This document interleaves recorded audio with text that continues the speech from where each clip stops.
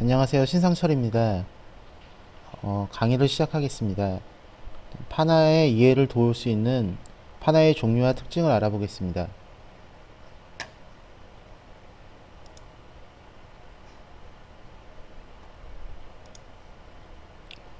일단 파나의 종류에는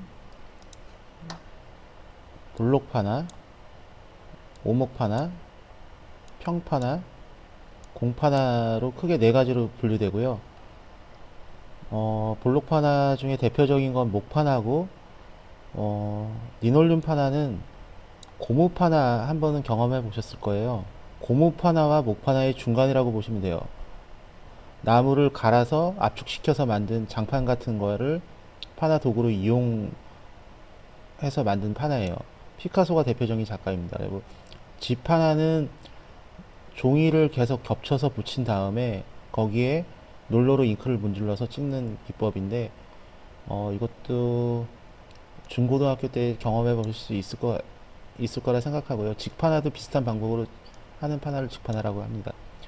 오목파나는 대표적으로 동파나를 거의 오목파나라고 합니다. 뭐 아연판도 있고 철판으로 작업을 하는 사람도 있는데, 그냥 통상적으로 그냥 그런 거를 오목파나나 동파나라고 보통 얘기하고 있습니다. 그 오목파나에는 에칭, 드라이 포인트, 아카 틴트, 메조 틴트, 인그레이빙으로 뭐 더 많은 기법이 있겠지만 대표적인 기법으로는 요 네 가지 기법을 사용하고 있고요.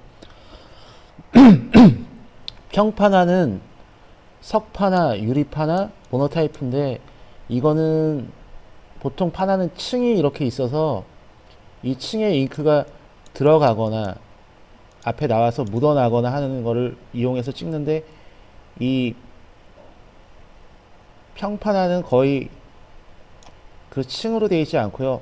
여기가 기름기가 있는 성분이거나 여기는 물기가 있는 성분을 이용해서 유성으로 많이 찍는데, 유성과 유성은 같이 묻어나는 그 잉크를 여기 묻히고 이 물이 있는 데는 잉크가 안 묻는, 뭐 기본적으로 이런 방법을 이용해서 찍는데, 보통 석파나가 발전돼서 지금의 인쇄술로 발전하셨다고 보시면 됩니다.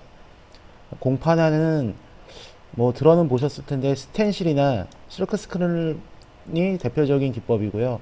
스텐실은 종이나 뭐 나무 같은 걸 오려서 오려진 부분에 잉크나 물감을 붓이나 뭐 스펀지 같은 걸로 찍는 기법이고요. 저는 군대에 있을 때 이걸로 뭐 이렇게 막 차트 같은 것도 많이 그리고 그랬던 걸로 기억나고요. 실크 스크린은 그거를 좀 더 많이 찍을 수 있는 기법으로 발전시킨 게 실크 스크린이라고 보시면 됩니다.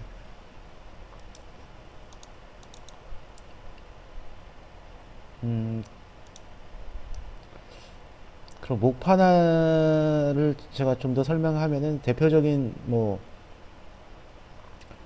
그 작가 정원철 작가라고요. 목파나를 아주 세밀하게 하는 걸로 유명하신 분인데, 저 대학 은사님이시기도 하고, 제가 한국 목파나 작가 중에 가장 존경하시는 분이에요.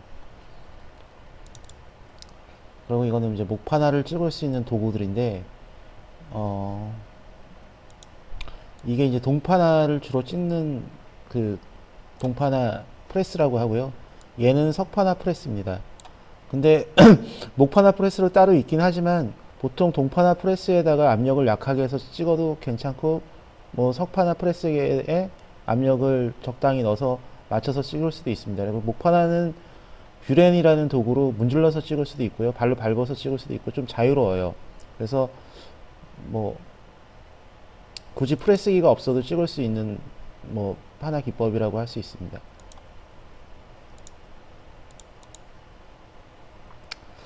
그리고 동파나 중에 드라이 포인트, 이거는 뾰족한, 뭐 쉽게 얘기하면 바늘이나 저희는 니들이라고 표현하는데 뭐 송곳 같은 걸로 동판에 압력을 가해서 긁어서 그 홈에 잉크를 집어넣고 그런 다음에 다시 뭐 찍는 기법인데, 이거는 에디션을 그렇게 많이 낼 수는 없습니다. 왜냐면 홈을 팔 때 V자로 이렇게 동판에 이렇게 긁으면 이 단면이 이렇게 V자로 파지고 잉크가 여기 이렇게 들어가는데 얘네가 약간 이런 식으로 동판이 모양이 형성되기 때문에 강한 압력을 넣을 수 있는 프레스기를 자꾸만 통과하면 얘가 무뎌져 가지고 많은 에디션은 낼 수가 없습니다. 특징이라면은 그렇게 볼 수 있고요. 라인 애칭과도 비슷한데 얘가 좀 더 회화적이고 감각적인 작업을 할 수 있는 작업입니다.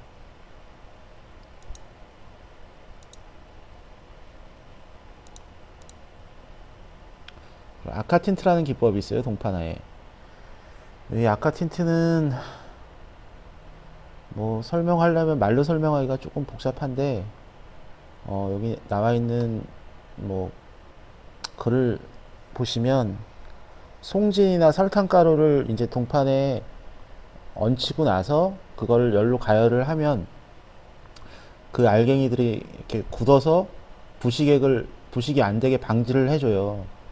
뭐 그런 기법이라고 보시면 되고요. 찍었을 때 뭐 수채화나 담채화 같은 느낌이 난다 그래가지고 아카틴트라는 이름으로 표현되는 기법입니다. 그리고 아카틴트에 그 메저 틴트 기법을 더하면 좀 더 세밀한 작품을 할 수 있고 이 작품은 제 예전 작업입니다.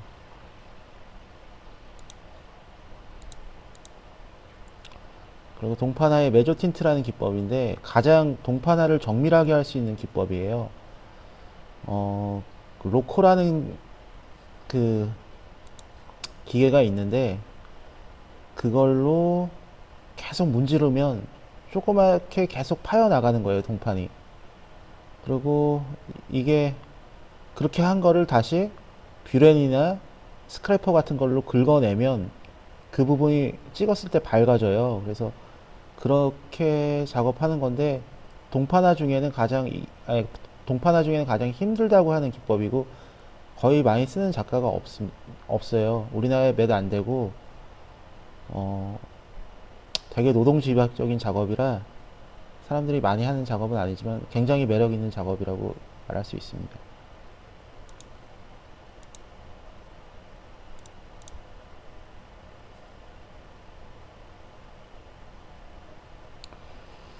그럼 모노타입은 판화에 새겨진 각각의 판에 보통 한 장을 찍어낼 때 많이 쓰는 건데 이 모노타입은 뭐 어떻게 보면 거의 회화라고 보면 되고 쉽게 설명을 해드리자면 데칼코마니를 떠올리면 조금 쉽게 이해가 가실 거예요. 물감으로 이렇게 그린 거를 그냥 찍어내는 느낌인데 여기도 이제 깊이 들어가면 여러 가지 기법들이 있어요. 그리고 뭐 어떤 사람은 뭐 그 다색도 찍고 뭐 여러 가지를 하는데 어떻게 보면 되게 회화적인 표현 방법이 강한 거라고 생각하시면 되고 이거는 어떻게 보면 표기가 안 돼 있으면 판한지 아닌지 잘 구분이 안 갈 거예요, 아마.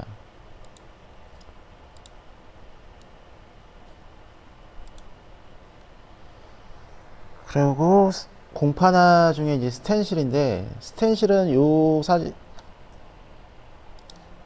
이 사진을 보시다시피 뭘 이렇게 음각으로 따냈는데 그 구멍 사이로 잉크를 도장 찍듯이 찍는 기법인데 회화 작가들도 많이 쓰는 기법이고 또 스텐실을 이용해서 작업을 하는 작가들도 많이 있다고 저는 생각하고 뭐 회화 작가들이 테이프를 이용한 테이핑 작업이나 뭐 그런 작업들이 스텐실의 한 기법이라고 봐도 무관합니다. 예.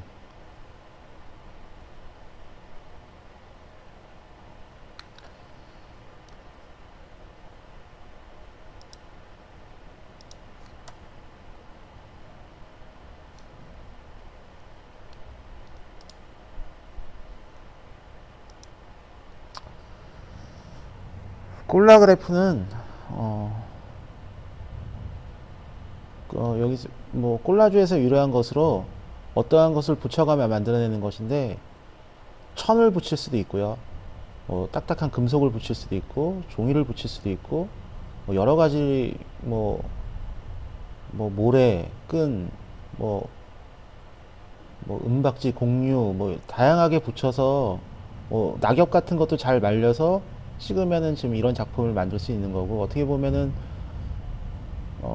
얼마 전까지 되게 현대적인 기법 중에 하나였습니다, 이게. 그리고 가장 또 판화적이라고도 생각할 수 있어요.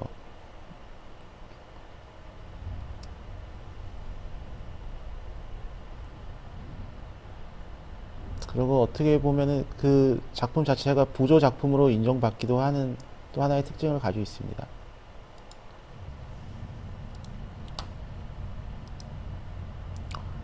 실크 스크린, 이게 이제 가장 뭐 석판, 그러니까 옵셋 하나 다음으로 가장 저희 주변에서 많이 볼 수 있고, 꼭 작품뿐만 아니라 뭐 제품을 만드는 데도 많이 쓰고 있는 판화가 실크 스크린인데, 인쇄 기법 중 하나라고 보시면 되고요. 판의 재료에 실크 망이 사용되기 때문에 이런 이름이 생긴 거고,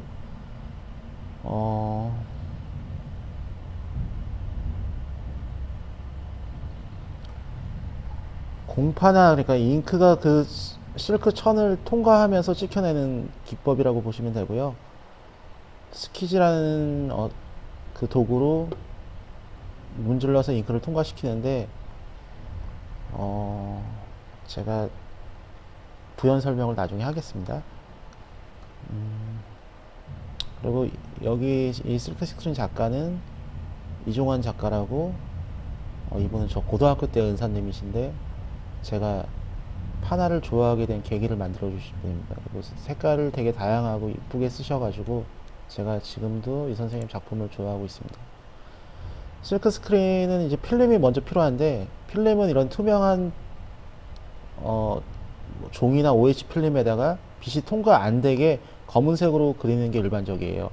홍분이라는 재료를 쓰기로 하는데, 어쨌든 중요한 거는 빛이 통과되는 부분과 통과되지 않는 부분으로 이루어져 있는 거고, 이거는 실크 스크린을 찍는 과정인데, 이 실크 스크린 틀에 이렇게 실크가 있는 거고, 여기에 감광에 대한 유제를 발라서 잘 말린 후에 필름을 여기 이쪽에 깔아 놓으시고, 다시 틀을 깔아 놓으신 다음에 뚜껑을 이렇게 닫으시고, 시간 조절이 되는 기계 장치에 이 자외선 등을 켜주면 빛이 아래에서 위로 이렇게 올라오면서 어떤 부분은 필름이 빛을 막아주고 어떤 부분은 빛을 열어주면서 노광 작업을 하는 거고요.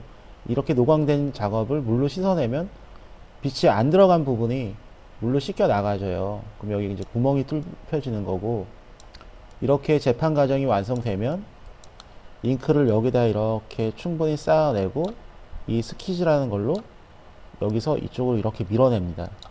그러면 여기에 지금 구멍이 뚫려져 있는 부분과 안 뚫려져 있는 부분이 있는데, 구멍이 뚫려진 그 구멍 사이로 물감이 종이에 찍혀 나오는 겁니다.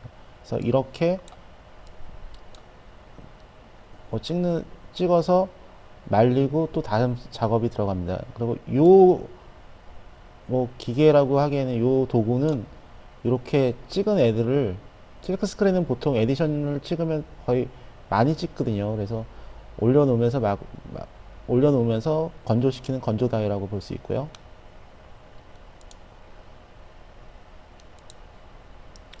실크 스크린은 뭐 이렇게 한번 얘기한다고 해서 딱 이해는 안 가시겠지만, 뭐 우리가 이제 티셔츠나 아니면은 뭐 예전에 상패나 이런데 다 실크 프린트, 디지털 프린트가 나오기 전에는 거의 모든 거에 실크 스크린이 쓰였다고 해도 과언이 아닐 겁니다.